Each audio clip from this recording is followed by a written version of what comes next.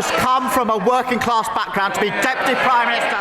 নতুন এক জরিপি বলছে লেবার পার্টির নেতৃত্বের লড়াই হলে প্রধানমন্ত্রী কিয়ার স্টারমার অ্যাঞ্জেলিনা রেইনারের কাছে হেরে যাবেন। সংসদের অর্ধেকেরও বেশি রেইনারকে নেতা হিসাবে দেখতে চান, আর স্টারমারকে সমর্থন করছেন মাত্র 1/3 সদস্য। জরিপে আরও দেখা গেছে অ্যান্ডি বার্নহাম, এড মিলিব্যান্ড ও ওয়েস স্ট্রিটিং এই তিনজনও সরাসরি প্রতিদ্বন্দ্বিতায় স্টারমারকে হারাতে পারেন। পার্টির ভেতরে অসন্তোষ বাড়ছে, আর পরবর্তী নির্বাচনের আগেই নতুন নেতা চান 54% সদস্য।